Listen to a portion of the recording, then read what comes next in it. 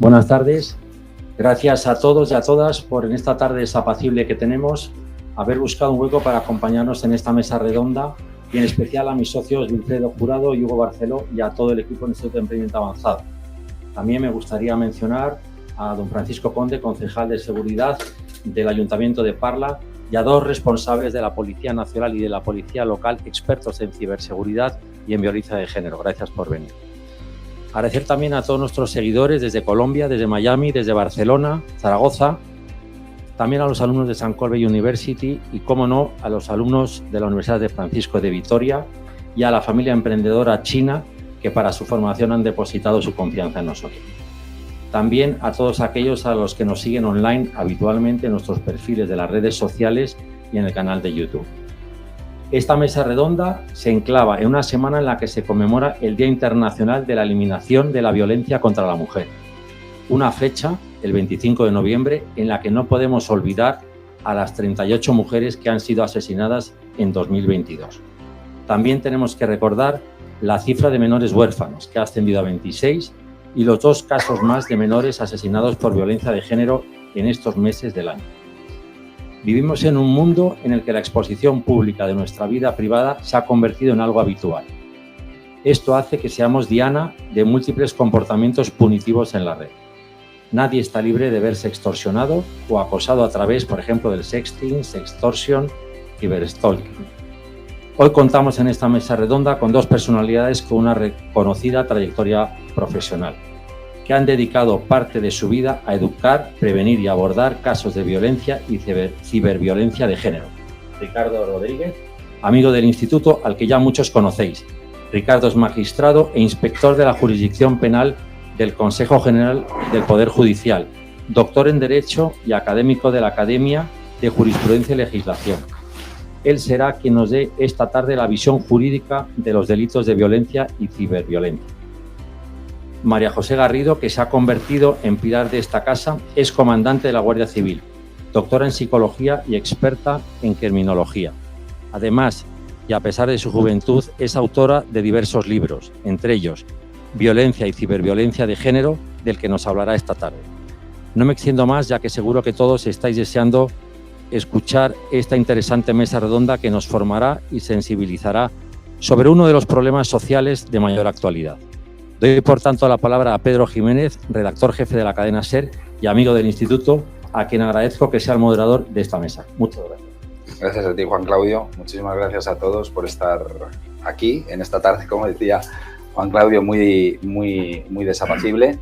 Y también a los que nos seguís online, ¿no? Para hablar de un asunto que ha dibujado Juan Claudio perfectamente, ¿no? Es un asunto desagradable para una tarde desapacible, ¿no? Es la violencia de género, que es el rayo que no cesa y que bueno, pues una lacra que no conseguimos erradicar en este país. Y yo creo que tenemos la suerte de tener a un juez, tenemos la suerte de tener también a María José para que nos hablen de este asunto. Y yo sé que todos estáis esperando que le preguntemos por la ley del solo sí es sí, que estamos seguros que es lo más importante de todo. Pero bueno, como hacemos los periodistas, pues vamos a dejarlo ahí aparcado, ¿vale? Para que sea el cebo y que nadie se vaya antes de tiempo y que sigáis la charla hasta el final.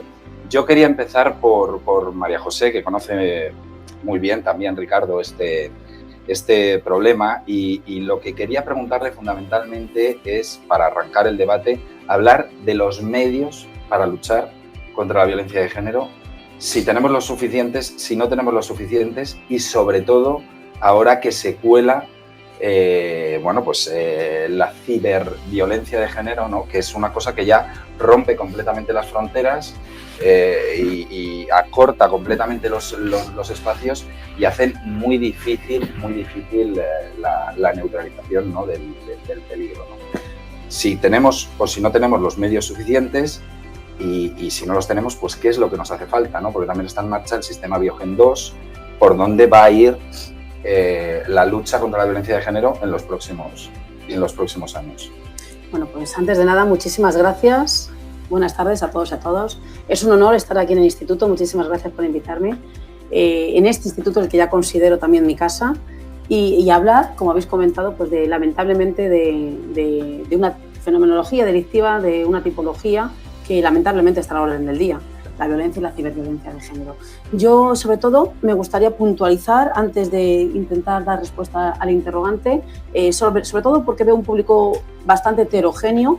Entonces me gustaría puntualizar que, como vamos a hablar mucho de ciberviolencia de género, decir que la ciberviolencia de género tal, o como la extensión de la violencia de género, no existe definida en el Código Penal. Se da a través de manera transversal, a través del delito de amenazas, que ahora se han convertido en ciberamenazas, coacciones, cibercoacciones, etcétera, ¿de acuerdo? Por propia definición, violencia de género desde un punto de vista jurídico, víctima mujer, victimario hombre, y entre ellos existe o ha existido una relación de afectividad. Todo eso sería violencia de género. Cuando es cometido a través de las nuevas, entre comillas, tecnologías, hablamos de ciberviolencia de género. Que es cierto que muchas veces lo que más la sociedad conoce son determinados tipos, como muy bien ha dicho Juan Claudio, el delito de sexting, la sextorsión y el ciberestalking. Para dar respuesta al interrogante de qué medios, yo creo que más que los medios, que por supuesto es fundamental contar con medios, contar recursos, yo creo que un aspecto fundamental es el concepto. Sabemos definir, o sea, si queremos luchar con algo o queremos saber si tenemos medio, sabemos definir. Primero hay que ver qué es el delito de sexting. Yo siempre hago una pregunta a la audiencia, y sobre todo cuando se comenta otra charla de violencia de género, otro libro de violencia de género, otra charla de igualdad, bueno, pues sí, y les pregunto que reflexionen y que contesten mentalmente si la gente de aquí, el auditorio, sabe responder. En primer lugar, dos preguntas. En primer lugar, ¿violencia de género y homicidios de pareja es el mismo concepto? ¿Es el mismo concepto? ¿O hay factores que los hacen diferenciales? Y ahí los medios de comunicación, que son los que educan mayormente a la sociedad, tienen mucho peso. Y la segunda pregunta, ¿qué es sexting y qué es delito de sexting? ¿Sabemos diferenciar esos dos conceptos? En el momento que hayan respondido ustedes alguna de las preguntas que no, pues entonces sigue haciendo falta formación, sensibilización y conciencia. Porque si no tenemos definidos, que es el primer punto, si no tenemos definido el concepto, ¿qué es el delito de sexting? El delito de sexting, si no sabemos lo que es y sobre todo cifras, ¿cuánto delito de sexting hay en España? Y lo más importante, ¿cómo se distribuye este delito de sexting? ¿No? Tenemos el sexting, que ya voy a hacer la definición para aquellos que no lo saben. El sexting no es un comportamiento delictivo, es un comportamiento, pero puede ser preocupante. No deja de ser el compartir material de contenido íntimo con tu pareja, ¿no? Es algo que se da mucho.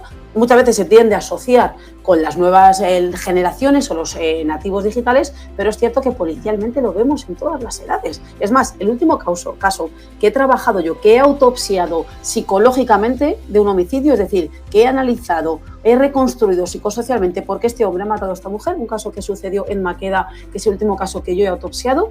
La mujer tenía 47 años, que es la media entre las mujeres, que son de esas 38 que habéis comentado, es la media de edad, y el hombre tenía 50. Esta mujer tenía 17 millones de seguidores en una red social, que seguramente si les comento o le pasará como a mí, una red social que se denomina TikTok, que yo la tenía muy asociada, ya no adolescentes, yo la tenía asociada a niños y niñas que bailen. Bueno, pues 17.000 seguidores. También se daba mucho el fenómeno que ha comentado Juan Claudio, el oversharing, el compartir. Compartimos intimidades sin tener conciencia de los riesgos y los peligros que puede tener Internet. En este caso, en este homicidio de pareja, fue determinante porque consideramos, dentro de ese marco de la reconstrucción psicosocial que hacemos de cada caso, creemos que la conducta cibernética fue determinante en el homicidio. Entonces, en el momento que no sepamos definir qué es el sexting, qué es el delito de sexting, qué es la sextorsión, qué es el ciberstalking, exactamente qué es lo que es, no podemos decir si tenemos recursos o no. Es cierto que todos los patrones de comunicación, los patrones de relaciones han cambiado, pero no existe una radiografía fidedigna, una radiografía exacta de cuánto delito de sexting hay. Entonces, si no tenemos este concepto, muy difícilmente, y sobre todo, ¿cómo se distribuye? Porque lo tendemos a asociar a los nativos digitales, pero en los atestados policiales vemos todos los días que se dan todas las edades. Pero hay que ver cómo se distribuye en función de diferentes variables sociodemográficas, de personalidad, etcétera, para intentar, entre todos, no solamente a nivel policial, porque creo que las campañas de prevención, tenemos que trabajar desde el punto de vista multidisciplinar y donde las campañas de prevención tienen que tener este tipo de información para que sean ajustadas. También siempre lo digo en mis charlas, de nada sirve una campaña, no podemos considerar a las víctimas como un bloque homogéneo de víctimas, no. Mujeres de 20, de 40, de 60 son diferentes. No, de nada sirve una campaña donde se haya invertido mucho tiempo, muchos recursos, mucho dinero para prevenir, cuando a través de los medios de comunicación tradicionales, cuando doy charlas en la universidad y les pregunto a mis alumnas, ¿vosotros veis el telediario? ¿Vosotros veis el telediario? ¿Qué? No, el telediario de las noticias a las 3 y a las 9. No, entonces no es eficaz. Pues a lo mejor si sabemos cómo se distribuye el fenómeno, sabemos cómo llegar a cada grupo. Eso es el primer punto que quería comenzar con. Y el segundo, identificar. O sea, existe un alto porcentaje de infradenuncia en este tipo de comportamientos que se dan a través de las nuevas tecnologías. Hay una infradenuncia, pero porque ¿qué no estamos encontrándonos en la sociedad? Sobre todo en las más jóvenes, que no lo identifican. Estamos hablando, cuando hablamos de por ejemplo, vulneración, estamos hablando de vulneración o violación de derechos fundamentales cuando hablamos de suplantación de identidad, de robo de contraseñas, se ha metido en mi cuenta corriente, que son vulneración o violación de derechos fundamentales, pero no se viven como tal, no se denuncian. Todos y todas que estamos aquí seguramente nos roban el ordenador, el vehículo, cualquier cosa. Lo primero que hacemos es ir a ponerlo en conocimiento de las fuerzas y cuerpos de seguridad. Sin embargo, si nuestra pareja o expareja se introduce o nos pone un programa espía, como en el caso que les he comentado, que el último caso que autopsiamos, un programa espía donde el victimario tenía conocimiento en todo momento de los movimientos de la víctima estaba totalmente geolocalizada, que es una vulneración de derechos fundamentales, y no lo denunciamos. Pero es que además, en este caso, el victimario el martes le dijo: te voy a matar, una ciberamenaza, te voy a matar y luego me voy a matar yo. El jueves lo realizó. Percepción de riesgo cero. No hubo denuncia, pero no solamente, esto fue un comentario que todo el pueblo lo sabía. También es verdad que lo rural se vive diferente al urbano en aspectos de este tipo, porque todo el mundo se conoce, todo el mundo sabía de esa ciberamenaza y nadie lo denunció. O sea, entonces es importante, antes de hablar de recursos o de medios, es importante el saber definir qué es lo que estamos investigando para poder... ¿Existe capacidad, María José, para procesar toda esa... O sea, estamos hablando de que esto es un sistema, el sistema Biogen lleva vivo 15 años, más de 700.000 casos analizados. ¿Hay capacidad para procesar todas esas denuncias? Los buenos investigadores que conocen este mundo, que conocen este asunto, deciden ser servidores públicos o prefieren irse a la empresa privada, que es una queja recurrente de tu gremio, si me permites la expresión. Dos comentarios muy importantes que uno para intentar dar respuesta al interrogante. En primer lugar, tiene que ver con lo que yo he comentado, la primera pregunta que les he formulado a la audiencia. Si ustedes consideran que violencia de género y homicidios de parejas es el mismo fenómeno, hasta hace muy poquito tiempo, y muchas veces, y no es una crítica constructiva, porque los medios de comunicación... Yo tengo aquí apuntado lo de los medios de comunicación. No dejan de ser, el primer autocrítico. Todos nos alimentamos con, si no trabajas en el fenómeno, pues al final te informas, te documentas a través de los medios de comunicación. Entonces, hasta hace muy poquito se tendían a confundir, pues se tendían a utilizar como sinónimos intercambiables homicidio de pareja con violencia de género, cuando los conceptos son diferentes y los factores de riesgo son diferentes. Hasta hace aproximadamente 2 años, a través del Biogen, creamos el protocolo dual. Protocolo dual, es decir, para predecir homicidios y predecir violencia de género. Biogen siempre ha trabajado con violencia de género, que es un poco el perfil que todos conocemos, ¿no? Cuando preguntamos, pues es otro microexperimento de la vida cotidiana que normalmente hago. ¿Cómo es el perfil de un hombre que mata a la mujer? Y la gente me dice, no, es que es un agresor, es un manipulador, es un psicópata, es una serie que es verdad que muchas veces todos tenemos ese perfil. Cuando yo me he entrevistado con un porcentaje muy elevado de hombres que matan a las mujeres y me he encontrado con hombres neuróticos y con hombres estables, con hombres introvertidos, con hombres extrovertidos. No hay un perfil, no existe un perfil de hombres, pero de hombres que matan a las mujeres. Otra cosa es la violencia de género, que sí que está más asociado con esos perfiles celotípicos, obsesivos, pero en homicidios de pareja lo que realmente nos encontramos son con secuestros amigdalares, en un porcentaje elevado. Por supuesto que hay de todo, no existe solamente la maté porque era mía o secuestros amigdalares, pero sí que nos encontramos con un porcentaje muy elevado de hombres que tienen una muy mala gestión de crisis emocionales, se encuentran con un duelo múltiple, porque a partir ya de una edad, no es lo mismo que te dejen con 20 años que te dejen con 40 años. A partir de edad, me decía otro un compañero, es que es una rotura del alma, y es que es verdad.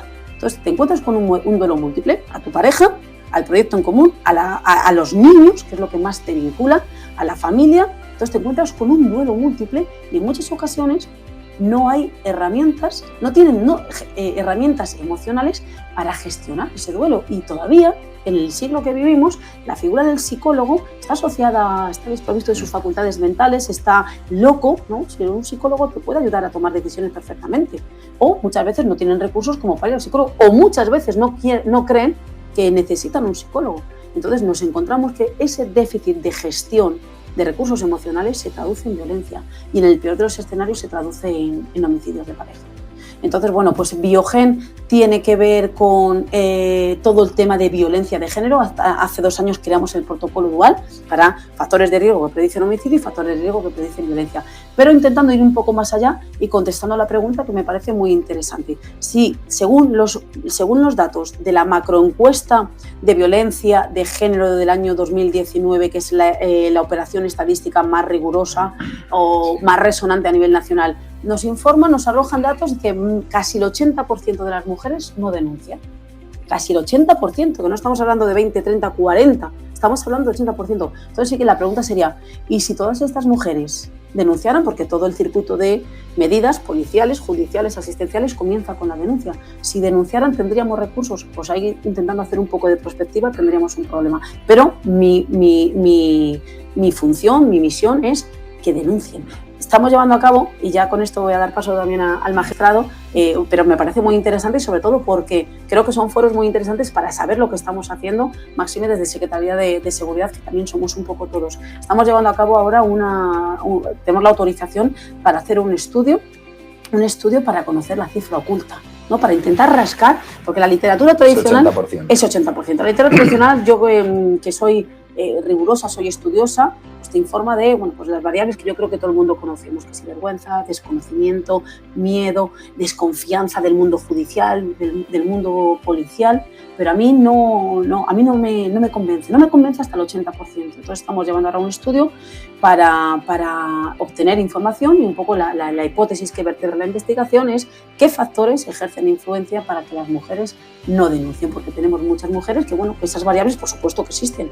Pero el otro día yo estuve en un centro penitenciario y me pareció muy interesante. Yo fui a dar una charla de otro tema, pero al final sale el tema. La población penitenciaria es bastante genuina y enseguida quiere participar, necesitan esa ventilación emocional. Y hablando de otro tema, pues hablamos de violencia de género. Y yo pregunté, por la casuística que estaba obteniendo de manera espontánea, pues un porcentaje muy elevado de una audiencia a lo mejor de 150 internas, un porcentaje muy elevado, estadísticamente significativo, habían sido víctimas de violencia de género. Y además contaban historias de, yo es que me tiré desde un quinto, es que a mí me clavó un tenedor, historias. Y yo pregunté, ¿cuántas de vosotras ya no denunciaron, sino lo habéis informado, lo habéis comentado, ninguna? ¿Y por qué? Pues todas esas variables que hemos visto, pero es que además esta población que yo tengo la obligación también de defender porque forma parte de mi sociedad, muchas de ellas están relacionadas con el mundo delincuencial, porque son autoras, están en la cárcel, están en los establecimientos penitenciarios porque son autoras, pero están relacionadas. Entonces estas mujeres no van a denunciar nunca, pero yo tengo que protegerlas también. Y a mí me llamó mucho la atención, y con esto ya sí que termino, que me levantó la mano una mujer que a mí me impresionó por su elegancia, y yo era capitán todavía. Me dijo, no, capitán, dice, esto que está usted diciendo es muy interesante, ¿no? De denunciar, que es el primer paso. Dice, pero yo soy de la etnia gitana. Dice, yo nunca voy a denunciar, pero ya no solamente en violencia de género, sino en cualquier otro tipo. Yo no voy a denunciar a nadie de mi comunidad. Y yo le contesté, digo, pues me gusta mucho que me lo cuentes, porque yo tengo que conocerte. Fundamental, conocer el fenómeno, o sea, cuando se hacen las leyes o cuando se hacen las instrucciones, se hacen las directivas, que normalmente se hacen pisando moqueta, es fundamental el bajar a la mina y el conocer este tipo de factores, porque si no, no caes. Entonces yo dije, pues me gusta mucho lo que me has dicho, y además te felicito públicamente que hayas contado tu caso. Dice, porque yo tengo un problema, yo te quiero proteger. Entonces es un poco la raíz de donde nace el proyecto de Cifra Negra, que el otro día, y lo cuento públicamente porque estoy muy orgullosa, se lo contaba, tuve la oportunidad de contárselo al ministro a mi ministro, el ministro de Interior, y bueno, me pareció un proyecto muy interesante y sobre todo útil. Ricardo, quería preguntarte a ti, tenemos el Código Penal que tenemos la ley de enjuiciamiento criminal que tenemos, la eterna promesa es reformarlas, nunca se reforman. Es verdad que en España hay juzgados especializados contra la violencia de género, me gustaría que nos explicaras en qué consisten, qué hacen y cómo trabajan, pero ¿la ley está preparada para esto? ¿Para los nuevos delitos? Gracias. En primer lugar, muchas gracias, Juan Claudio, como siempre, por tus generosas palabras de presentación. Wilfredo Jurado, Hugo Barceló, a todo el equipo del instituto, que para mí es, yo lo digo siempre, es mi segunda casa. Yo aquí tengo unas caras conocidas, por eso me vais a permitir saludar a todos los que nos siguen por las redes sociales y a todos nuestros queridos hermanos centroamericanos de Florida que nos siguen por las delegaciones que tiene allá en estos países el Instituto de Envejecimiento Avanzado. Segundo, os tengo que pedir perdón por esta voz cazallera que tengo hoy, que ayer tuvimos una mesa redonda por la mañana, por la tarde presenté un libro en la Universidad Carlos III y lo rematamos con lo más importante, un concierto de rock and roll, larga vida rock and roll, Misionle rock and roll, vaya, I like it, y me ha dejado con la voz no checa. Contestando a la pregunta que me formula querido Pedro, vamos a ver. España ya desde la Ley Orgánica 1 de 2004, 8 de diciembre, la Ley de Protección Integral contra la Violencia de Género, es una de las leyes pioneras en el mundo. Yo creo que no puedo decir que sea la única, pero de las primeras en su momento. A partir de ahí se pretendía una protección integral a la mujer, ya no solo con la orden de protección, la orden de alejamiento, la orden de protección, que es también no solo con medidas civiles, penales, sino también civiles, la guardia de custodia, atribución de la patria potestad, de la vivienda familiar, etc. Es una ley integral que aborda todos los ámbitos. Se modifica no solo el Código Penal, la ley de enjuiciamiento criminal, que son los que es un proceso penal, en el ámbito del derecho penal, la ley de educación, la ley de sanidad, leyes de interés social, etc. Posteriormente, has dicho que no se reforman las leyes. Vamos a ver, el Código Penal actual es de 1995 y entró en vigor en junio de 1996. Por tanto, tiene ahora 27 años. Es un código que ha sido reformado, que yo sepa, en esta última 31 a 32 veces. Si pensamos que el Código Penal es la ley más importante del ordenamiento jurídico español después de la Constitución, se ha definido el Código Penal como la Constitución en negativo, es decir, se señala en el Código Penal aquello que los ciudadanos no pueden hacer. Y si lo hacen, conlleva las sanciones más importantes que puede imponer el Estado, que es la pena de prisión, pena de multa, pena de localización permanente. Y lo que no puede ser es que es elegible a golpe de periódico. Que si un perro muerde a la hija de una conocida, pues reformamos el Código Penal. Si sale una noticia en medio de comunicación, se modifica el Código Penal. Perdona que te interrumpa, que lo que tú llamas reforma yo lo llamo parches. Estamos haciendo parches en función de las circunstancias. Y si contamos que la segunda ley, el Código Penal, es de hecho sustantivo, ¿cómo se aplica? A través del proceso penal. Que es, claro, desde que se comete el hecho delictivo, hay una denuncia, en las fuerzas y cuerpos de seguridad del Estado, en la Fiscalía, en el cuerpo de guardia, hay que investigar los hechos, hay que determinar, el juez de instrucción determinar si los hechos son aparentemente susceptibles de ser delictivos, si una persona es presuntamente responsable y si no lo considera, lo archiva provisional o definitivamente y posteriormente, si acuerda continuar procedimientos, se abre el juicio oral y hay que determinar qué órgano es el encargado del enjuiciamiento de ese hecho.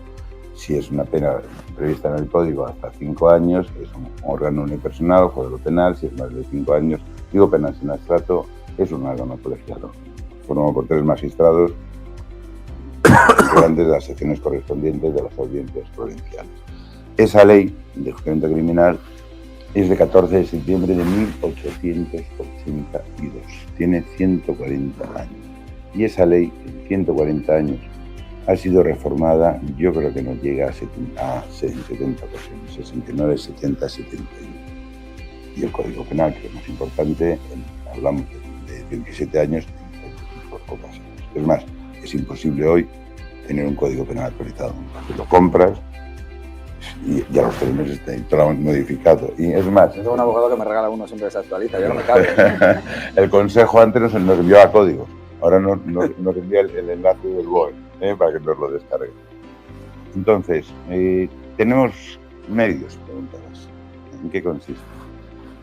Desde la ley de esta ley de protección integral de violencia de género de 2004 se puso en funcionamiento la jurisdicción especializada de violencia de género. Es una jurisdicción especializada como es la jurisdicción de familia. ¿Los jueces están formados? Están muy formados. Vamos a ver. Primero, ahora en todos los cursos de formación del Consejo General del Poder Judicial hay una o varias ponencias sobre violencia de género. En todos los cursos hay ponencias transversales, cualquier materia se aborda desde las políticas de mainstream, ¿no? de conocimiento, hacia la igualdad, que sea una igualdad no legal, que ya existe, sino una igualdad real. Primero, por supuesto, hay cursos especializados en violencia de género. Ya en las oposiciones, son 300 y pico temas específicos de violencia de género. Estamos especializados y nos seguimos especializando. Que nos digan que los jueces en la aplicación, que no entendemos la ley, que somos machistas, vamos a ver, en el 80, en las últimas promociones, yo no digo un 90, pero más de un 80% de las que nos aprueban son mujeres. En la carrera judicial, por lo menos hay un 60% de mujeres.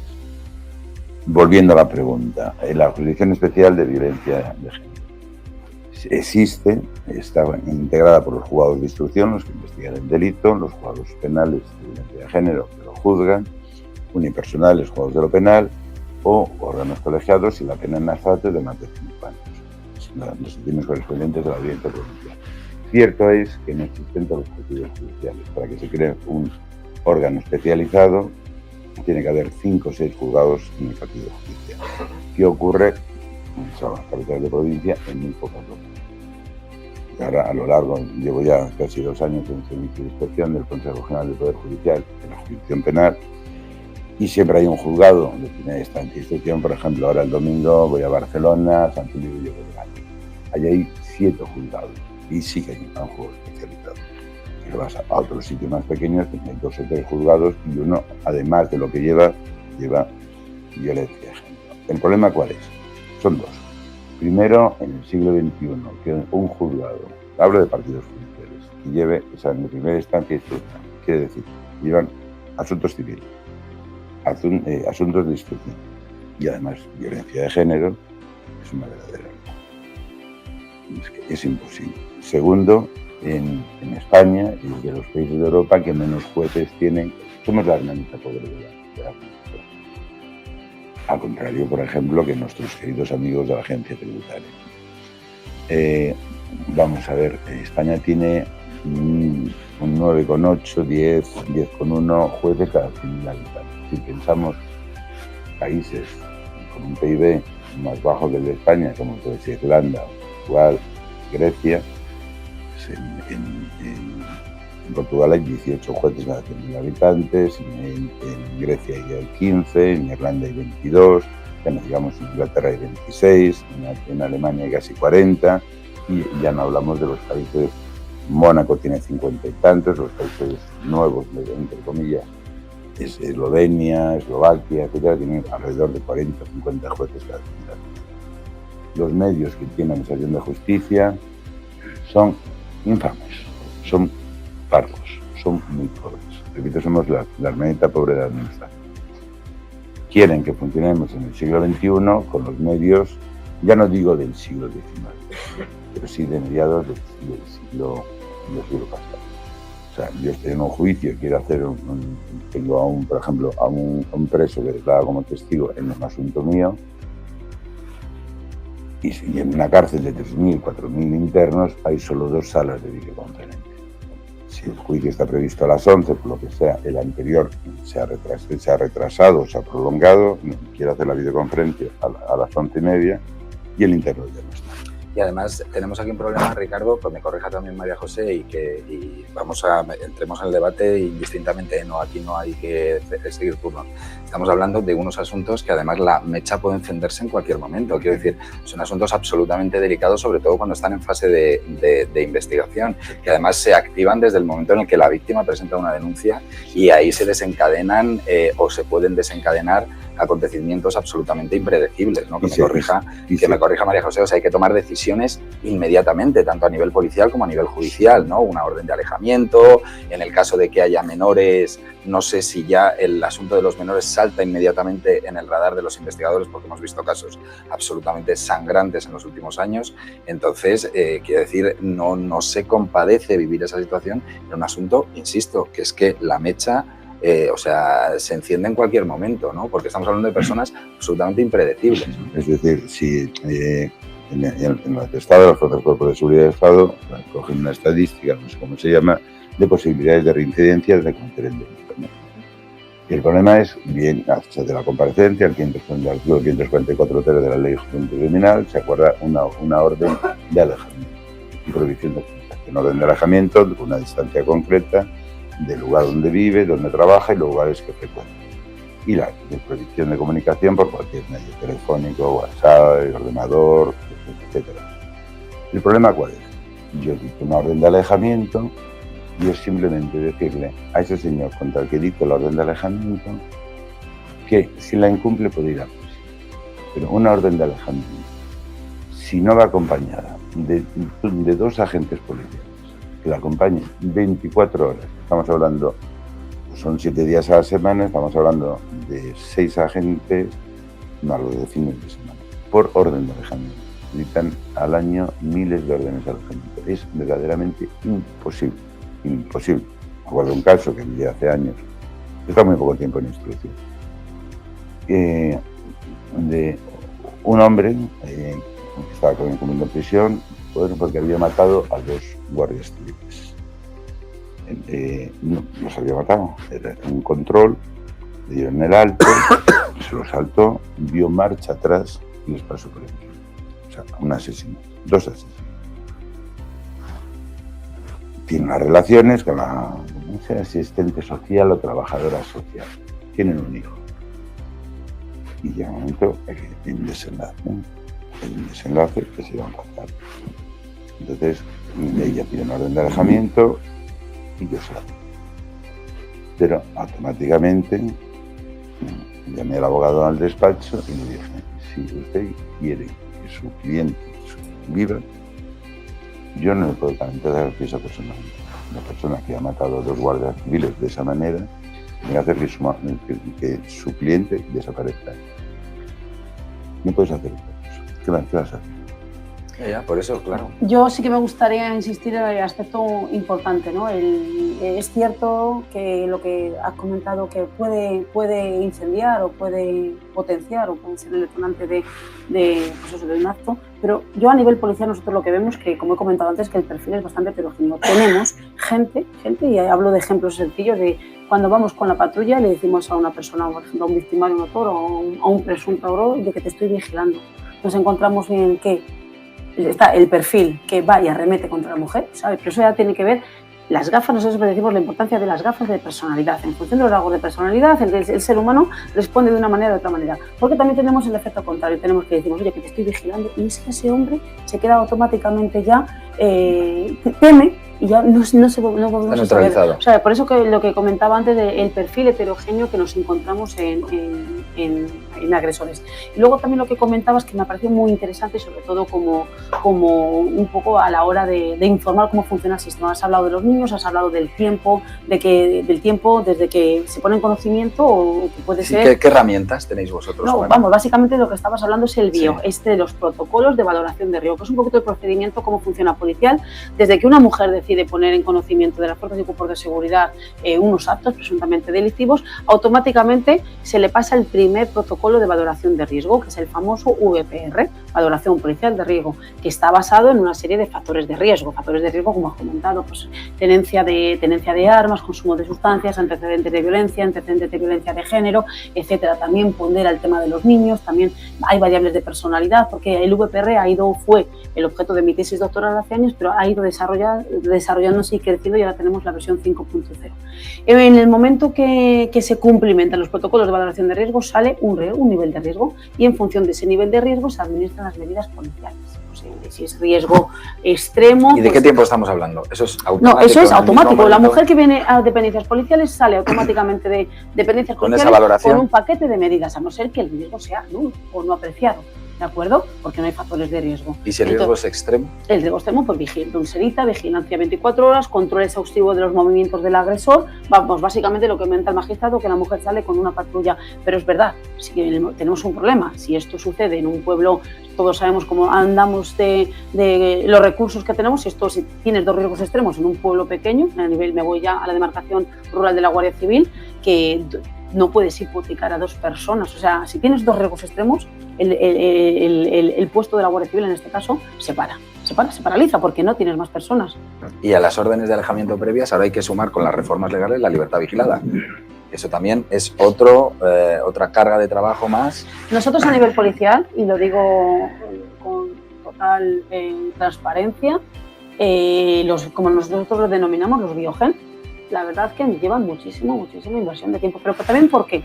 Porque en el momento que una mujer, como he comentado antes, se atreve a poner en conocimiento de esas mujeres, de ese casi 20% que se atreven a poner en conocimiento de las fuerzas y cuerpos de seguridad que están siendo víctimas de un delito de violencia de género, según la comunidad científica, es a partir del 7º o 8º incidente cuando la víctima se atreve a ponerlo en conocimiento. ¿Por qué? Y aquí entramos en un tema que yo discuto constructivamente mucho con el magistrado, porque es un delito emocional y aunque no tiene consideración, ya sé que no existe a nivel penal, pero es fundamental que nos concienciemos, no solamente los agentes policiales o judiciales, sino los primeros respondientes, médicos, trabajadores sociales, psicólogos. Es un delito emocional. Si estamos concienciados que es un delito emocional, por supuesto que iría en aras de esa victimización secundaria, porque, victimización secundaria y también entender que en muchas ocasiones es la mujer la que quebranta, en muchas ocasiones es la mujer la que no quiere protección y en muchas ocasiones incluso nos hemos encontrado con episodios, con incidentes que mis agentes han visto cómo había violencia física o han separado físicamente y sin embargo ella lo ha negado. ¿Y por qué? Porque es un delito emocional. Yo me encuentro con muchas mujeres que me han dicho, María José, es que yo sigo enamorada de él, es que no quiero protección porque yo sigo enamorada de él. Y el delito emocional quiere decir que hay un laberinto de variables emocionales, afectivas, de dependencia que ejercen influencia a la hora de... Y es muy complicado, es como yo que también soy psicóloga, muchas veces me dicen, no, es que tiene que ir al psicólogo. No, nadie va a ir al psicólogo a no ser que él considere que tiene que ir al psicólogo. Si tú no consideras que tienes un problema que te pueden ayudar, no vas a ir al psicólogo. Entonces, bueno, pues ahí viene la lucha que tenemos siempre, que por supuesto no es un delito emocional como tal, como también he comentado antes, el delito de violencia de género tampoco existe en el Código Penal, pero si nos sensibilizáramos todo con esta emocionalidad que tiene este tipo de fenomenología delictiva, pues a lo mejor podríamos evitar esa que todavía se da, por supuesto que es un orgullo y a mí, y lo digo públicamente y me gusta reconocerlo públicamente, la encomiable labor que hacen todas las fuerzas y cuerpos de seguridad para evitar la victimización secundaria, que además nos hemos convertido no solamente a nivel europeo, sino a nivel global de un modelo de referencia. Todo el tema del biogen, todos los protocolos que hemos hecho, España es un país de referencia a nivel global en materia de... Eso no hay ninguna duda. Cuando acaba el primer examen de la potencial víctima, ¿lo ponéis en conocimiento inmediatamente del juzgado? Por supuesto, pero es que además, y que me he ido yo, además el VPR te da un nivel de riesgo, medidas policiales y por supuesto en conocimiento. Nosotros siempre, además nuestra función es ponerlo todo en conocimiento de función de la autoridad judicial. Nosotros somos, y muchas veces en estas tareas de psicoeducación a nuestros agentes policiales que se convierten en, aparte de garantes de seguridad de los municipios, de los distritos, se convierten en psicoeducadores. Y muchas veces dicen, si es que nosotros no somos jueces, nosotros no, porque muchas veces en este delito, en el marco de estos delitos emocionales, el decirle a una víctima, ¿por qué no has denunciado antes? ¿Pero por qué sigues con él? Pero si es que le estás incriminando. Y es verdad que luego las gafas de la personalidad, porque habrá víctimas que no sé qué, pues son más resilientes, pero habrá víctimas cuando están quebrantadas psicológicamente, que dicen, no vuelvo porque me está diciendo que por qué, es que no tenemos que predecir eso.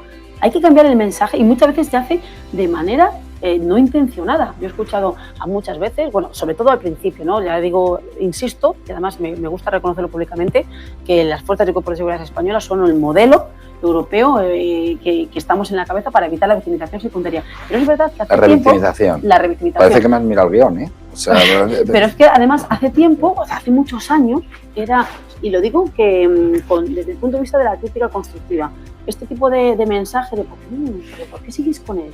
O, por ejemplo, yo en alguna gente le escuché decir, y no solamente policial, me da igual el psicólogo, el trabajador social o el médico, que muchas veces son los primeros que detectan.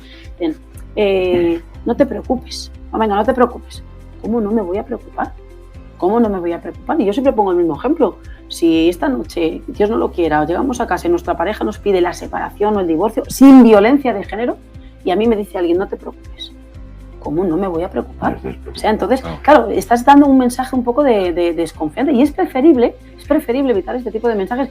Es que muchas veces hablamos de grandes recursos. No, los recursos están en nuestras manos. Es decir, ha hecho usted lo mejor. Vamos a hacer todo vamos a hacer todo lo posible para intentar. Y ya para finalizar, entonces, se hace esa valoración de riesgo, medidas policiales, pero es que además esa valoración de riesgo te obliga a que el riesgo sea reevaluado cada cierto tiempo. Si es riesgo extremo, 72 horas. Si es riesgo alto, una semana. Si es riesgo medio, creo que es un mes. Y si es riesgo bajo, 2 meses. Pero, señoría, ¿esas medidas tienen que ser ratificadas una vez que llega el asunto al juzgado? No vamos a ratificar. ¿Se ratifican? ¿Se pueden modificar? Por supuesto.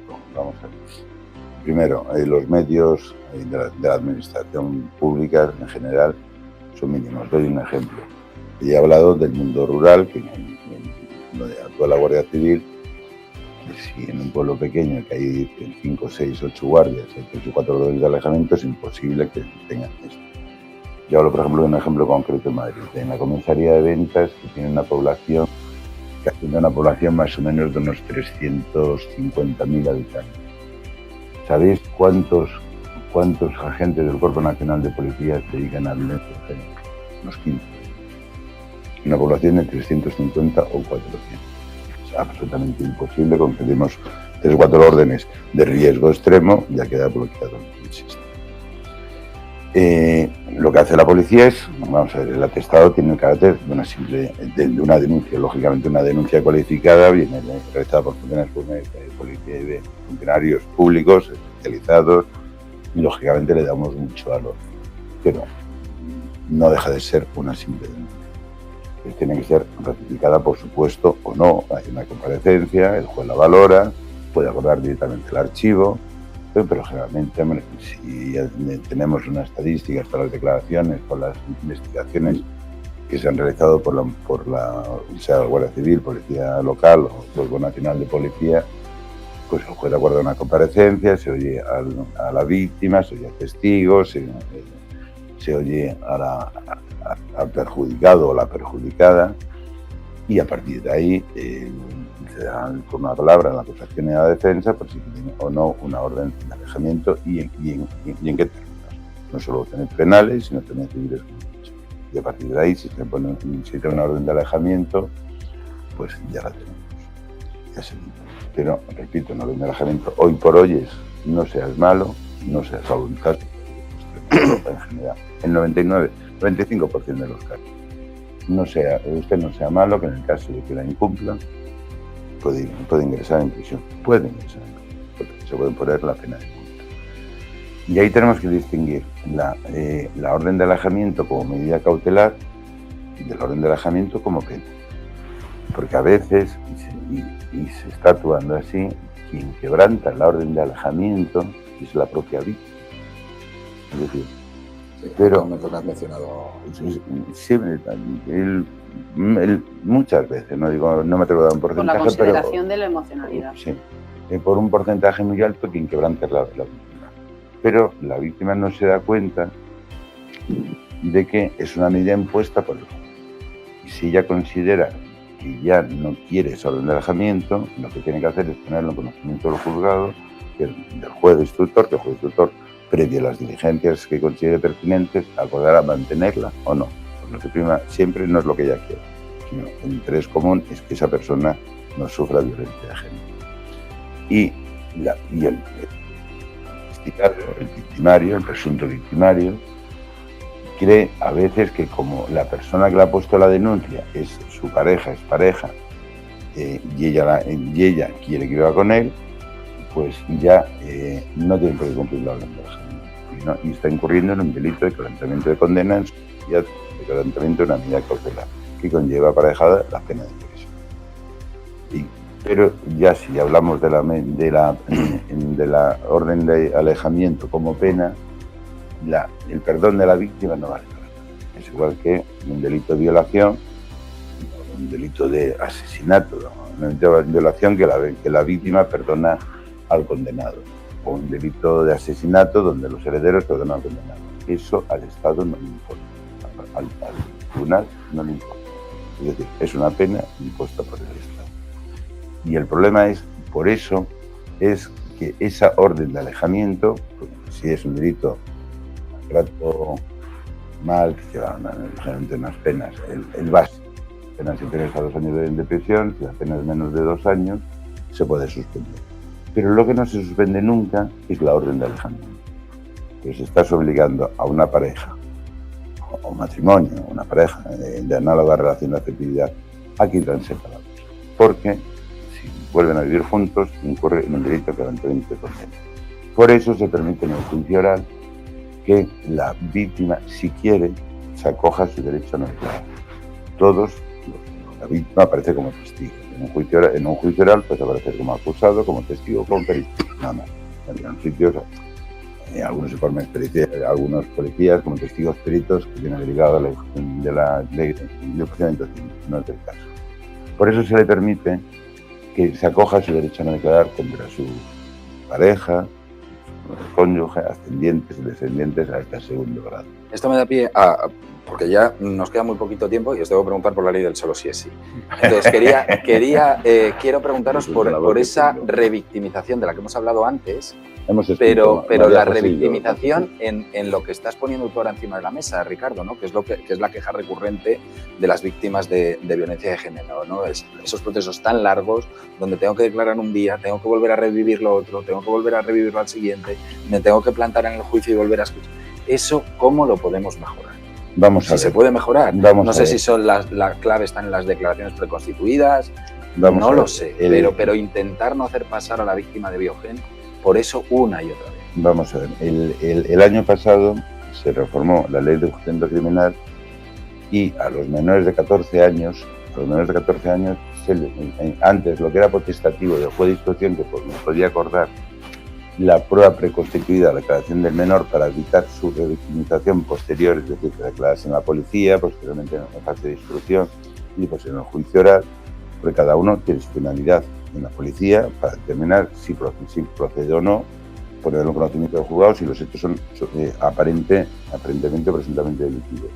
El juez de instrucción determinar si hay una persona responsable de los mismos y si él considera pues, de las investigaciones necesarias, considere pertinentes, de oficio, esta parte de oficio, sí procede a una juicio oral. Pero a una persona solo la puedes condenar con la prueba practicada en el juicio oral, única y exclusivamente. Entonces, lo que era potestativo con respecto a los menores de 14 años que el juez de instrucción podía acordar para evitar esa revictimización, que no declarase ni siquiera en atestado policial, que se preconstituyese la prueba ante el juez de instrucción. Cuidado, siempre con asistencia del letrado del investigado.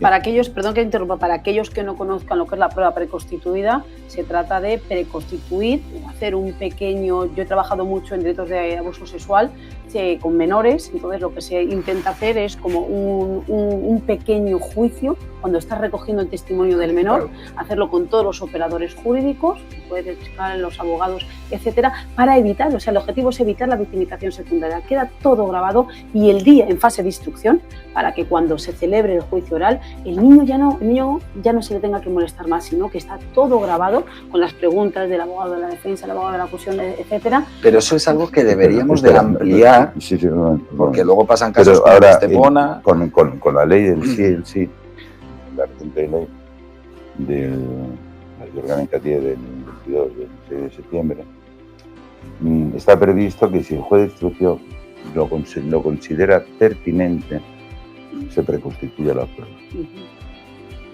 Yo discrepo, porque vamos a ver qué diferencia hay en un delito de violencia de género de un delito de violación, un delito de lesiones graves. Hay muchos delitos más graves que violencia de género. Entonces, y ten en cuenta que estamos privando a la acusación y sobre todo a la defensa de hacer preguntas en el juicio. Lo que habría que acortar son el periodo de instrucción, investigar menos y abrir más el juicio. Porque aquí hacemos unas instrucciones elefantiásticas. Pero claro, volvemos a lo mismo. Un juzgado de instrucción en Madrid tiene 8.000 diligencias al año. 8.000 procedimientos, de los cuales archivan más de 100. Más de 100. Pero si partimos que en un mes tienen 3 o 4 guardias, entre 4, 6, 7 días de delitos leves, lo que eran los juicios de fallo, tiene que tomar declaraciones a todos los investigados, tiene que llevar la instrucción de procedimientos complejos, delitos contra los derechos de los trabajadores, delitos de corrupción en general. Es otra cosa que en un delito de corrupción, como igual pasa con la ciberviolencia, no está recogido expresamente en un código, en un título capítulo, sino verso a lo largo de su articulado. Entonces, es que es imposible.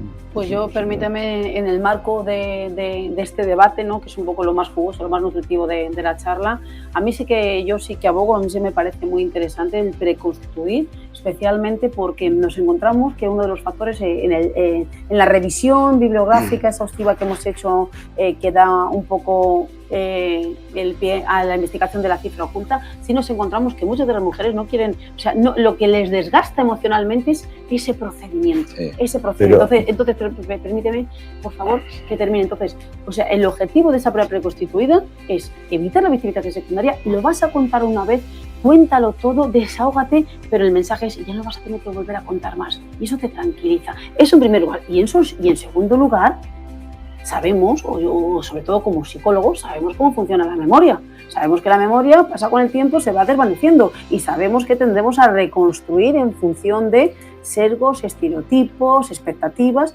etcétera. Y yo creo que son factores de riesgo un poco desde mi punto de vista, es una opinión mía personal. Yo abogo por la prueba preconstituida. Policial y psicológico, me parece perfecto. Desde el punto de vista de las garantías de los derechos fundamentales, y aquí hay algunos abogados en ejercicio. Pero te voy a pinchar un poco, Ricardo, ¿las garantías están salvadas? No, porque a veces un abogado, fiscal... Perdón un momentito. Generalmente al principio... Estás antedatando al final lo que va a pasar después. Cuando se hace la prueba preconstituida, los casos que se hace, es al inicio del proceso. Y muchas veces, en el 80-90%, el investigado, el autor de los hechos, tiene un abogado del turno de oficio. No estoy metiéndome en contra de los abogados del turno de oficio, que quede claro. Son muy buenos, a veces, pero muchas veces tienen un déficit muy importante. Y si lo reconstituyes y no le formula preguntas, al abogado, que después lo pueda defender en el juicio oral, ya se encuentra con las manos atadas. Y ten en cuenta que lo que declara y hay que hacer el principio de contradicción. El juicio oral es publicidad, oralidad, contradicción inmediata. Fundamental lo que dice, cómo lo dice y si incurre en contradicciones. Y para eso está el abogado de la defensa. Y si solo es una declaración y eso es dogma de fe, nos estamos cargando. Pero eso es otro tema, porque si vemos que existe ese déficit... María José, el tema fundamental es el juicio oral. Solo puedes condenar a una persona con la prueba practicada en el juicio oral. Y solo puede haber excepciones muy, muy concretas. Claro, pero si lo estás justificando... Sí. Si lo estás justificando porque el abogado en ese momento no es suficientemente competente, con todo el respeto a los abogados, pues a lo mejor habrá que invertir en formación o en esto. Pero yo pienso que hoy por hoy el sistema que tenemos es así. Bueno, y el sistema que tenemos es así, entonces no puedes fin y al cabo es muy importante la víctima, pero tan importante con la víctima es que estamos jugando con la libertad de una persona. Claro, pero si a lo mejor la víctima no llega a denunciar porque lo que no quiere es porque está reconocido que lo que no quiere es ese desgaste a través del procedimiento, pues a lo mejor es una víctima que no denuncia y no tiene acceso a medidas. Mira, y puede protagonizar mañana una portada de sucesos. ¿Qué es lo que prima más? Yo he ido mucho, no, hay que formar a los otros, por supuesto. Yo he ido mucho en cooperación internacional a Costa Rica, Panamá, Colombia, Ecuador, en Perú, etc. Y allí vamos a enseñarles, sea por la Unión Europea, sea por España, por la FIA, por la Asociación Española de Cooperación y Desarrollo. Y les vamos a enseñar, y están encantados, son talleres de formación, cursos, etcétera. Nos hacemos programas, pero allí también nos tienen que enseñar algo. Por ejemplo, en Panamá existe un cuerpo que es los defensores públicos, que tienen los mismos derechos, honores y haberes del Ministerio Fiscal. Yo he estado muchos, a lo largo de mi trayectoria profesional, ya son más de 30 años, he estado muchos tiempos. Y, por ejemplo, en los últimos que he estado, claro, no es igual los abogados que van a la Audiencia Nacional, al Tribunal Supremo, a la Audiencia Provincial, a los juzgados penales, donde se ventilan el 90, gracias a Dios, por la pena, es inferior la mayoría de los delitos de violencia de género. Y ahí es una descompensación absoluta. El Ministerio Fiscal tiene la misma preparación que la carrera judicial y un abogado recién licenciado, que es el famoso y al que se ha tenido que intervenir yo. El señor letrado, el tribunal no sabe a quién defiende esto. Señoría, ¿cómo dice esto? Vamos a ver, ¿de qué están acusando a su cliente? De un hurto, señoría, perfecto. Entonces, ¿por qué le pregunta a la agente policial si estaba forzada o no la cerradura? ¿Qué quiere? ¿Que cambie la calificación de mentiroso por robo? Y yo cuando pregunto siempre, el tribunal al principio no pregunto, yo pregunto siempre a favor del acusado. Cuidado, no estoy generalizando, pero en muchos casos. Y repito, la prueba reconstituida soy absolutamente contrario, salvo casos muy excepcionales. Y no veo el motivo de por qué se tiene que hacer violencia de género en otros delitos más graves. Intento de homicidio, una violación, No, en agresión sexual, vamos, hemos conocido de hecho este verano la sentencia de Murcia, el caso de Estepona con los agentes de la policía local. Es potestativo. Y era delitos de con unos pactos lo que había, de la Fiscalía. Antes de septiembre del 2021, a los menores era potestativo del juez instructor poder acordar la prueba preconstituida. Ahora es obligatorio, desde septiembre del año pasado.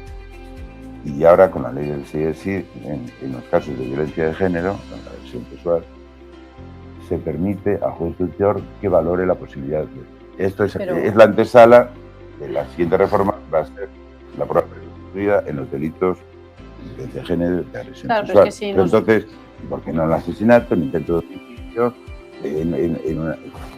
¿por qué? Hay delitos más graves.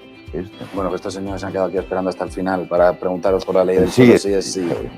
Yo quiero saber qué opinión tenéis de la reforma legal. Vamos a ver.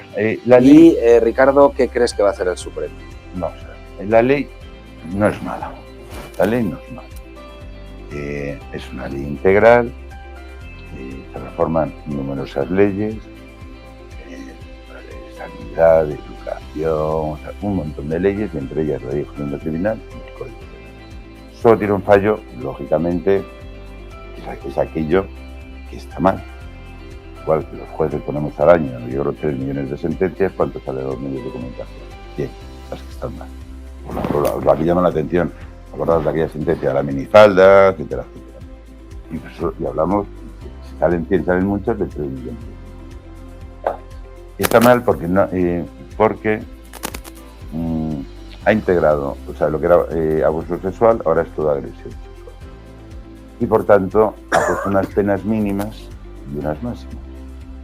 Entonces, a una persona que con la legislación anterior había sido condenada por agresión sexual, ahora, con esta ley, se le han puesto la pena mínima. Hay que mirar caso concreto, cuidado, que hay que mirar caso por caso. Lógicamente, están saliendo los medios de comunicación, aquí se llama la atención, una persona que estaba en prisión, que sale porque antes había sido condenado a 7 años y ahora la pena son 5 años.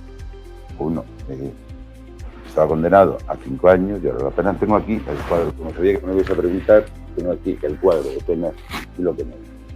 Por ejemplo, el tipo agravado, el tipo especial es totalmente cualificado en agresiones sexuales. Antes la pena era de 7 años, 6 meses y un día, y ahora es 5 años, 1 día y 8. 5 años, 1 mes y 1 día. Antes, el acceso carnal, introducción de miembros objetos. Antes la prisión era de 6 a 12. La pena es de 4 a 12. Entonces, hay que mirar caso por caso. Es ya un principio tradicional desde hace muchos siglos, yo casi me remontaría al derecho romano hace 2000 años, que las leyes penales no tienen efecto retroactivo, salvo que beneficien al rey. Artículo 2.2 del Código Penal en relación con el artículo 9.3 de la Constitución que prohíbe la arbitrariedad de los poderes. Los jueces no tenemos superiores. Quien se contente en la situación judicial puede recurrir al Tribunal Superior. Pero eso no son superior inmediato, es decir, que no te puede a ti ordenar algo. Al contrario de lo que pasa con el poder legislativo y el poder ejecutivo, que son poderes en tanto en cuanto actúan como órganos colegiados, el poder judicial no es como la gente cree, el ciudadano medio cree, o a veces los medios de comunicación, el Consejo General del Poder Judicial. El Consejo General del Poder Judicial es el órgano de gobierno de los jueces. Disciplinario, de inspección, de convocatoria de plazas, etc. Pero el Poder Judicial son todos y cada uno de los jueces en el ejercicio de sus funciones, en competencia objetiva, funcional y territorial. Y por tanto, solo tenemos un principio básico, que es el principio de legalidad. Y si no lo aplicamos, incurriríamos en el delito más grave que puede incurrir un juez en ejercer sus funciones, que es la prevaricación. Dictar a sabiendas unas resoluciones injustas. Lo más grave es si lo hacemos por precio, recompensa o promesa, que sería no más. Tenemos obligación de hacer. Ha salido ahora un decreto de la Fiscalía, recientemente. Antes eran consultas, instrucciones, y ahora no sé cómo serán los decretos. Ahora es algo nuevo. Ahora eran consultas que eran generales, instrucciones que eran generales y consultas una cuestión concreta. Ahora se queda un decreto perfecto. Y es, como decía en el Atubardo, el conde de Lampedusa. Cambiarlo todo para que todo siga igual. En esta instrucción lo que dice que los fiscales mirarán cada uno de los casos especialmente y tendrán que mirar, pues ya lo sabemos todos, la aplicación de la ley en general, no la parte que beneficia y la parte que no beneficia, que era más beneficioso para ese rey. La legislación por la que se condenó, el tipo por el que se condenó antes o el de ahora, pero no una parte y otra. Si a un individuo se lo ha condenado a la pena mínima, lo tiene que hacer el tribunal, el fiscal lo tiene que promover, lo va a hacer el abogado del defensor, pero el fiscal representa la legalidad, el interés público. Entonces tiene que pedirlo, que esa persona se ponga inmediatamente en libertad. ¿Cuántos hay condenados por agresiones sexuales? Hay varios miles. ¿Cuántos están saliendo a la calle? La alarma social no está justificada. Pero lo que no puede ser es lo que dice la ministra, que es la culpa de los jueces, que somos los fascistas, y al final ya se ha dado cuenta que no, y después la culpa, claro, si hay alarma social, y la culpa es de los medios de comunicación, siempre, porque lo están saltando mal. Eso es intentar imponer la censura previa. Y ahora, como eso tampoco ha prosperado, ahora la culpa es del Ministerio de Justicia, porque no ha hecho bien la gestión. Pero es que pasa lo mismo ahora con el anteproyecto de ley de protección de los animales. Se está poniendo, si a un animal le pega una patada y no le causó lesiones, es decir, más allá de la primera asistencia médica, se está poniendo la misma pena que se le pone a una persona, a que a una persona si yo le doy una torta. Y por ejemplo, en casos de violencia de género, si yo le pego una bofetada a mi pareja o expareja, si no fuese pareja, es multa o prisión, es multa, gente multa. Si es pareja o expareja, cónyuge, es cónyuge, la pena es de 6 meses a 1 año de prisión. Pero si yo le pego, si le doy una patada al perro familiar para hacer daño a mi pareja, Violencia instrumental. Violencia instrumental, la pena puede llegar al año y medio, a los 18 meses. O sea, ya lo ha puesto en manifiesto el Consejo otra vez. Se vulnera el principio de proporcionalidad de las penas. Vamos a ver, ¿qué bien jurídico es protegido? ¿Quién tiene que ser más protegido? El animal, que tiene todos los derechos del mundo, pero una persona. Yo creo que no podemos perder un poquito el norte. Ya lo ha dicho el Consejo, como lo dijo también en el anterior proyecto. Lo dijo el Consejo, lo dijo el Consejo de Estado, lo dijo la Fiscalía General de Estado. O sea, hay informes preceptivos y lo que hay que hacer, los informes preceptivos son preceptivos no vinculantes, pero hay que leerlos. Hay que tenerlos en cuenta. María José, has abierto tú, cierra tú. Bueno, pues nada, yo nada que añadir, yo estoy totalmente de acuerdo, sobre todo sí que me gustaría también mostrar, ¿no?, a mi disgusto quizás a esa visión retrospectiva de aplicación de la pena, y sobre todo siempre es un placer escuchar a Ricardo, porque yo siempre, las charlas creo que son bidireccionales, que yo tengo la máxima que siempre aprendemos, todos aprendemos de todo, y me ha parecido muy ilustrador, ¿no?, lo que ha comentado, la prevaricación en que incurren los jueces y magistrados a la hora de...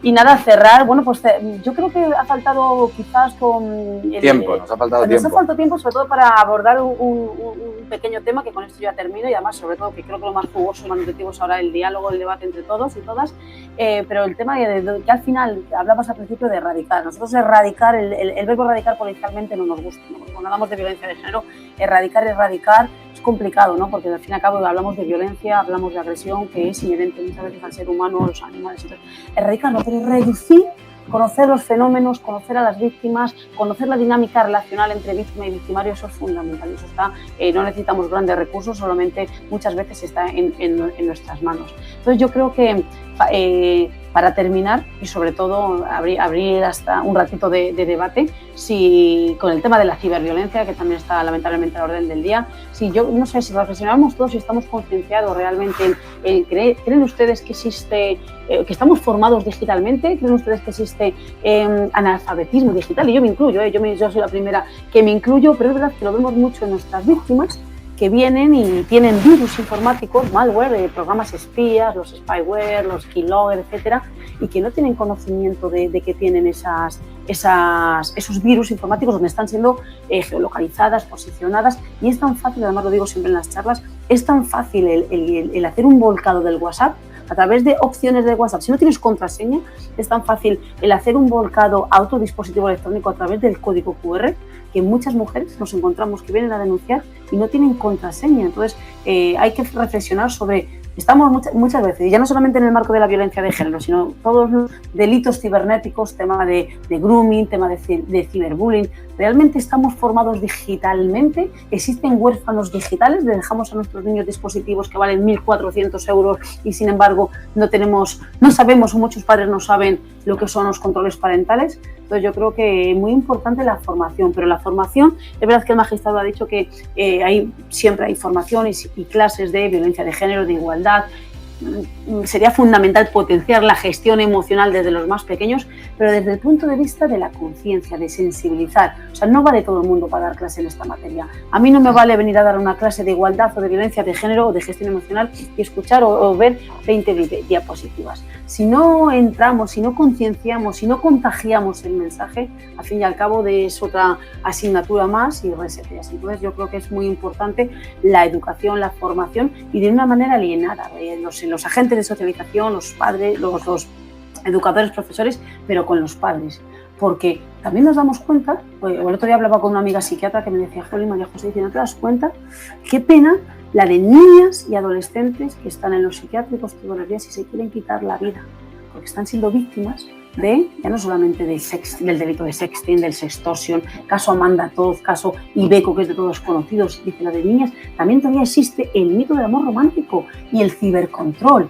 Y nos encontramos con niñas que se quieren quitar la vida, niñas de 18 años, niñas que se quieren quitar la vida porque miden la calidad de sus relaciones por el número de likes que obtienen en las redes sociales.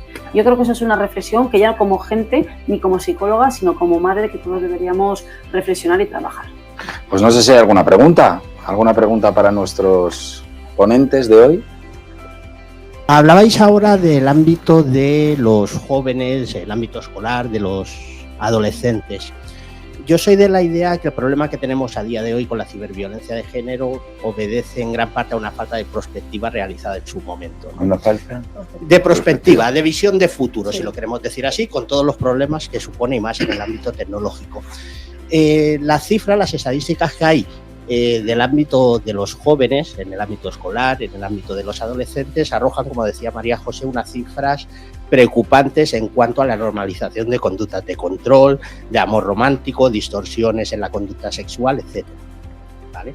Yo tengo un niño de 15 años, una niña de 11, si no me equivoco con las edades, y visto la intervención que hay en el ámbito escolar, es muy poca la formación que se les da. Pensando en el futuro y viendo esas conductas y esas estadísticas, probablemente estamos perpetuando la posible violencia de género futura y no se está atajando a día de hoy.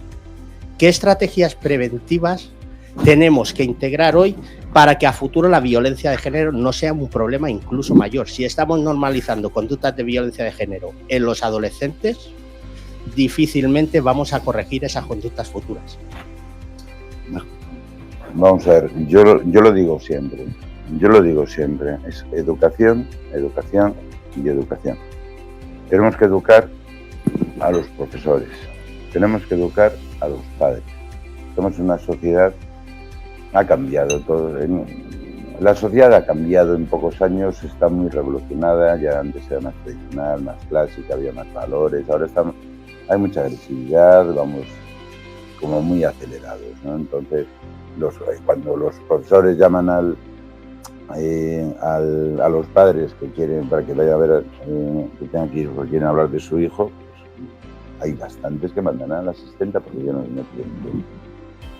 Entonces, decía María José antes, vamos a ver, los padres tienen que ser conscientes que los niños tienen una bomba en las manos. O sea, un niño, como comentábamos ayer, un niño de 12 años tiene acceso a pornografía. Entonces está viendo agresiones sexuales verdaderamente salvajes y lo toma como algo normal. Y pues él lo quiere repetir. ¿Cuántas veces vemos violaciones que no salen en los medios?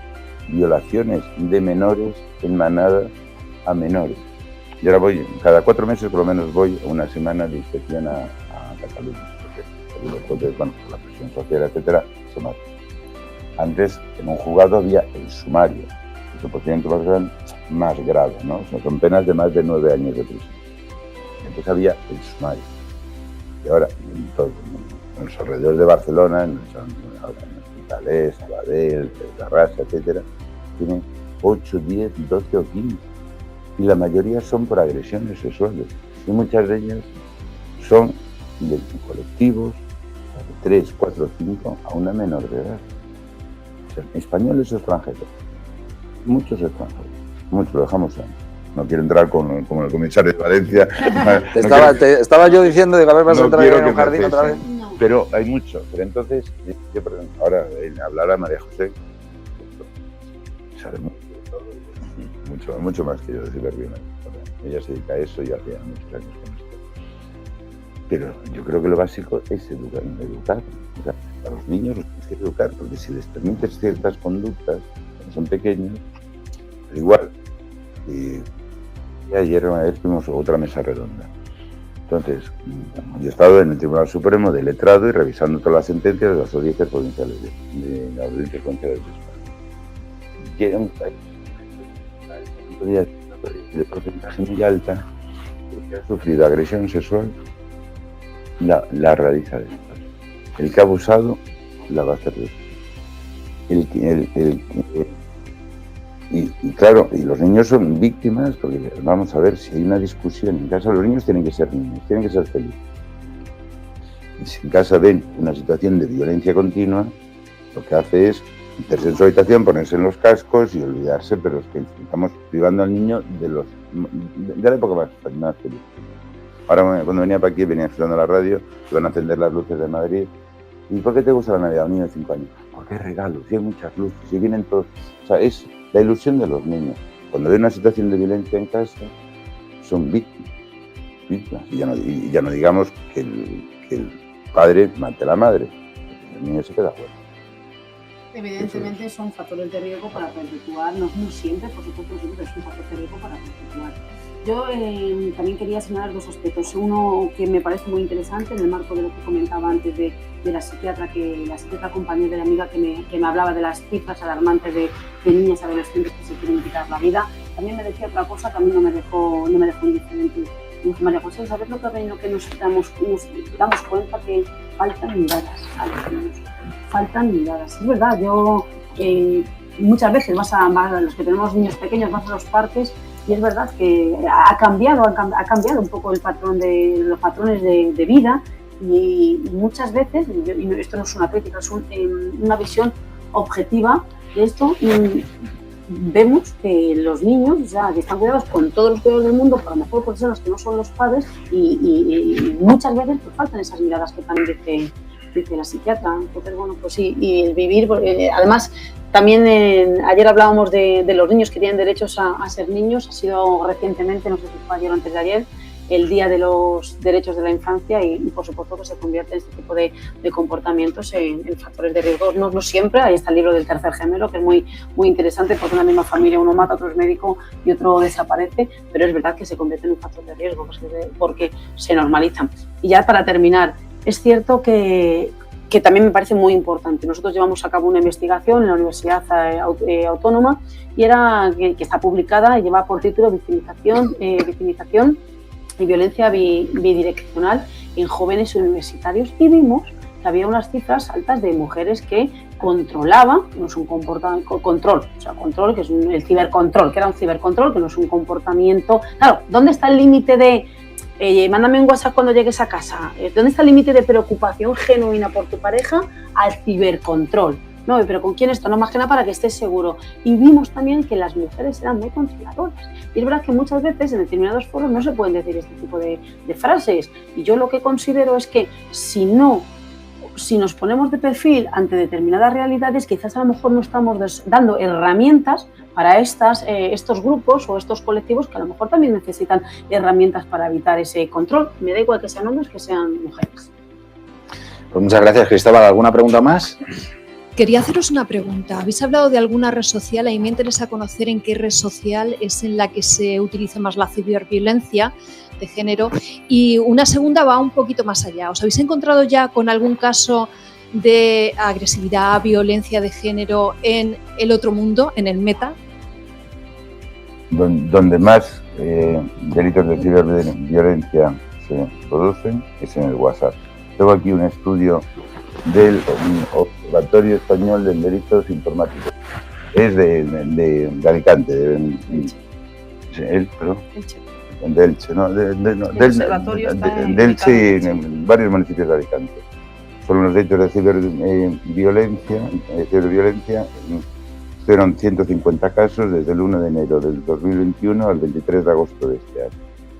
Y de los 150 casos, en un 80%, casi un 80%, se cometieron a través del WhatsApp, en Instagram, en Facebook, etcétera, y además, en Twitter, etcétera. Si se me permite, es sorprendente, y ya no solamente en ciberviolencia de género en el marco de una relación de pareja, cuando hablamos de otros tipos delictivos como es el grooming. Todavía celebramos en Secretaría de Estado unas jornadas de grooming, tuvimos la posibilidad de tener acceso a conversaciones de niñas de 11 años, y esto lo digo un poco como el link a lo que comentaba la psiquiatra, que niñas y hemos leído conversaciones. El grooming es cuando el abuso sexual cometido a través de un groomer que quiere abusar o quiere tener contactos con los niños, y luego ya se suceden otros tipos, ¿no? Te manda una foto, porque vemos niñas de 11 años, a mí me llama mucho la atención, niñas de 11 años que eran las 3 de la mañana y conversaciones de WhatsApp, contestando a la segunda pregunta.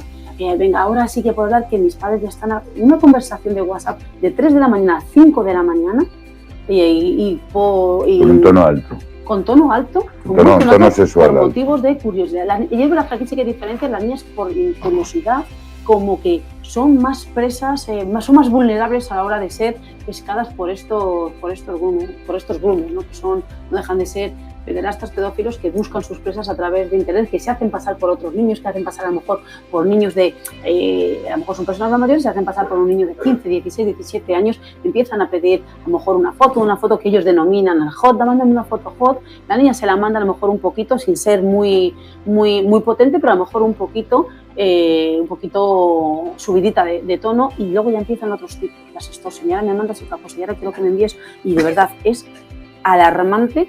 O sea, no estoy hablando de un caso en particular, es alarmante el número de denuncias que tenemos de cuando se denuncian. Y luego volvemos a las diferencias individuales. Es fundamental las buenas relaciones en la familia, porque si esto no se detecta por los padres, por los agentes de socialización, y luego ya las diferencias individuales, todos sabemos cómo han subido las cifras de suicidio en población infanto-juvenil. Es cierto que no hay ningún estudio que diga que se deban exclusivamente a esto, pero yo tengo mi hipótesis personal y creo que las nuevas tecnologías, el estar expuesto por las propias características del ciberespacio, por la amplitud, la difusión, en el momento que envías este tipo de fotos, ya deja de ser absolutamente de tu patrimonio, y además entras en esa incertidumbre de el ciberespacio. Nadie sabe exactamente qué posibilidades hay en el ciberespacio, y en función de esas diferencias individuales hay niñas que se plantean el quitarse la vida. De hecho, los últimos datos que tengo yo de suicidios son del 2019, los que teníamos, y que se suicidaron 77 niñas con menos de 18 años, de las cuales 8 tenían menos de 14. Como dice bien María José, no podemos saber qué cantidad obedece a estos delitos de ciberviolencia, pues serían en principio la mayoría. Y pensemos que por cada suicidio, hay estudios, hay 10 o 20 intentos de suicidio. La mayoría vendrán derivados de delitos de Bueno, la verdad que el suicidio es un comportamiento multifactorial, poliédrico, y es muy difícil determinarlo exclusivamente a un factor. Pero yo, mi hipótesis personal es que sí que pienso que todo este tipo de aspectos, de fenómenos delictivos, que muchas veces no son delictivos, pero sí son preocupantes, sí que ejercen influencia en estas conductas autolíticas. Por eso mi mensaje, un poco ya para finalizar, abusando un poco de la confianza ya, creo que sería fundamental el alertar, especialmente a la población, a los nativos digitales, pero no exclusivamente por el número de denuncias que tenemos y de comportamientos que tenemos en los que somos ya inmigrantes digitales, de los riesgos y peligros que tiene Internet. Nos hemos pasado media hora, espero que me perdone el presidente, Juan Claudio Abelló, espero que me perdone, nos hemos pasado media hora porque era una delicia escucharles y además eran dos ponentes, entonces bueno, hemos alargado el partido, hemos alargado el partido media hora, además hacía mucho que no veníamos aquí a un jueves de actualidad, con lo cual, nada, muchísimas gracias Ricardo, muchísimas gracias María José. No sé si Juan Claudio quiere despedir o ya directamente damos paso al... Que hoy precisamente, hoy es el día, también me he enterado ahora en la radio, que hoy es el día de la celebración del vino. Aquí las cosas, aquí en el Instituto de Emprendimiento Avanzado las cosas no pasan por casualidad, Ricardo, no pasan por casualidad. Muchísimas gracias a todos.